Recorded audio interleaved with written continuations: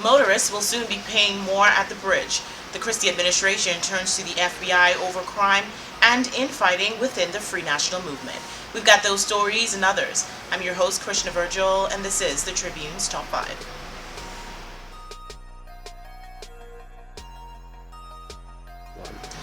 The Bridge Authority announced this week that in order to access Paradise Island Bridge, motorists will now have to pay $2. The Bridge Authority plans to double toll rates for private vehicles crossing the Sydney Portier Bridge from $1 to $2 per passage, effective from March 1. Rory Higgs, chairman of the Bridge Authority, made the revelation at a contract signing ceremony on Monday. He was unable to give the complete scope of the proposed fee increases, but said his organization intends to present a full fee schedule in the coming weeks. He said the rate increase would offset the cost of refurbishment, specifically for the Eastern Bridge, and maintenance expenses for both overpasses linking Paradise Island to New Providence.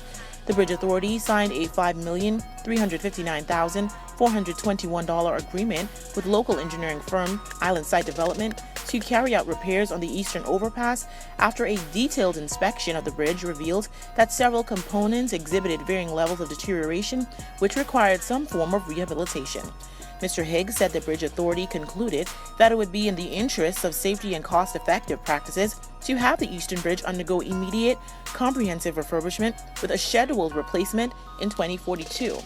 As a result of that decision, the Bridge Authority commenced a rigorous tender process in which 12 engineering firms expressed some degree of interest. 4 asked to tender bids, 3 submitting bids, and finally, Island Site Development was selected to carry out a 42-week redevelopment exercise. This project, along with a number of others currently being carried out by the Bridge Authority, is a result of a $28 million private placement bond being funded by shareholders through the Central Bank of the Bahamas. Fort Charlotte MP Dr. Andre Rollins on Wednesday night questioned the competence of Attorney General Allison Maynard Gibson after he said she goofed on 2 major cases that caused the government and the Bahamas grave embarrassment. During his contribution in the House of Assembly, Dr. Rollins, who is also the opposition's shadow minister of national security, said there are junior members of the bar who would not have made the mistakes Mrs. Maynard Gibson did that caused this administration to be left with its pants hanging.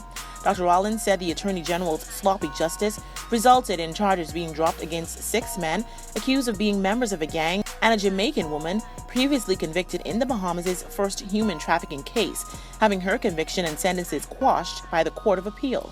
He said, quote, "The AG's office tried a matter in our courts of a group of persons said to be a part of an organized crime group. It is embarrassing that the Attorney General can bring forward charges in the court of our country with legislation that took 2 years to pass, and yet when it goes before the court and the court enforces punishment, they have to withdraw the charge because the act had not yet come into force. My God, how embarrassing," end quote. Last December, prosecutors dropped charges against 6 men who were accused of being members of a criminal gang. The men were the first to be charged under the new anti-gang law. Prosecutors alleged that the men were members of a gang from June 2012 and November 6, 2015. According to published reports, in his ruling on bail, Justice Bernard Turner pointed out that the offense did not exist until it was created by the Penal Code Amendment Act of 2014. The men were arraigned on November 11, 2015.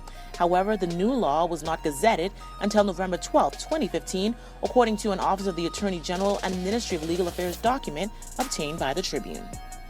After a record-high murder count in 2015 and already 8 murders for this year, the Christie administration has turned to the FBI.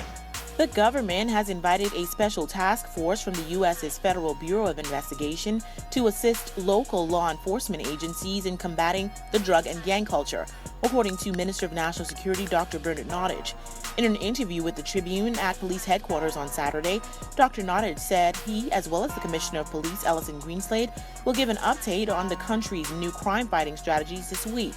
Earlier this month, Dr. Nottage met with U.S. officials at the FBI headquarters in Washington, D.C. to discuss concerns surrounding the crime problem in the Bahamas.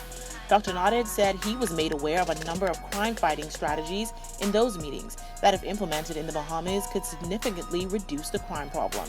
He said, quote, "There are issues on the crime front in the Bahamas that are difficult, particularly the whole question of gangs.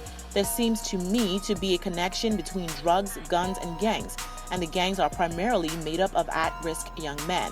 The gang culture is at the root of many of the murders, and it is our impression that people are really concerned about the number of murders in the country, more than anything else, more than any other crime. It is also important for us to look at how other people are fighting this problem in other parts of the world, and one of those places we went to look at what they are doing is Washington." End quote. Court of Appeal President Justice Dame Anita Allen on Thursday challenged critics of the judiciary's role in the fight against crime to provide research data proving the correlation between the court's decision to grant bail and escalating levels of violent crimes, including murder. Dame Allen said the judiciary has been incorrectly blamed for the country's crime woes and rise in violence. The top judge did not mince words when defending judges' discretion to grant bail to accused persons whose constitutional right to trial within 2 years is breached by delays and adjournment of cases beyond what the law allows. During the opening of the Court of Appeal's legal year, she said, quote, "Those who criticize the judiciary for granting bail have singularly failed to show any empirical data that we have not logically and consistently followed the Constitution of this land and other provisions of our law. Indeed, they have failed to show the correlation between the grant of bail and rise in crime. For, notwithstanding fewer persons were granted bail in 2015, the homicide statistics for 2015 did not reflect fewer crimes," Dame Allen added. Before making such allegations, she continued, "I exhort those commenting on the state of affairs to gather such data and examine the reasons why bail has been granted, remembering that a person who has not been brought to trial within a reasonable time is constitutionally entitled to bail, and all persons charged with a criminal offense are entitled to presumption of innocence. Without such data, the naked disparagement of the judiciary that arbitrarily grants bail and is responsible for crime is unfounded and only serves to undermine public confidence in the courts." End quote. Dame Allen stressed that the right to bail is a constitutional one. The rift within the Free National Movement became more apparent this week after one of its senators, Lanisha Roll, publicly lambasted Long Island MP Loretta Butler Turner, placing the organization in headlines. After Senator Lanisha Roll's scathing attack on Long Island MP Loretta Butler Turner on a radio talk show last week, in which she said Bahamians would not support the MP for leader of this country over Prime Minister Perry Christie, and accused Mrs. Butler Turner and F&M MPs of being jealous of Dr. Minnis, former Deputy Prime Minister Frank Watson did not mince words about the situation. In an interview with the Tribune, Mr. Watson said Mrs. Roll has no sense, adding on Monday that her appointment to the upper chamber was one of Dr. Minnis's tragic mistakes. As the fallout over her remarks continues, reactions are revealing the fault lines within the F&M, with Mr. Watson, who has praised Mrs. Butler Turner in the past, offering veiled criticism of Dr. Minnis even as he condemned Mrs. Roll. When contacted by the Tribune, he said Mrs. Roll should not have been chosen as a senator in the first place. Mrs. Roll was appointed to the Senate by Dr. Minnis in February 2015. She replaced Heather Hunt, who was asked to resign by Dr. Minnis. According to party insiders, she was not a visible member of the F&M before her appointment. Dr. Minnis then spoke out about his party's state of affairs in a statement 2 days later. He released a statement which said that the personal comments voiced by his colleagues over the past few days would have better served our cause if shared internally. However, Dr. Minnis sought to downplay the party discord, stressing that there are no irreconcilable differences that the F&M family members face, and it is his hope and prayer that this will become very clear to those who wish to see the PLP-led government gone. Dr. Minnis said these temporary family exchanges will pass. However, Central Grand Bahama MP Nico Grant said he can no longer remain silent while being publicly attacked by his junior parliamentary colleague.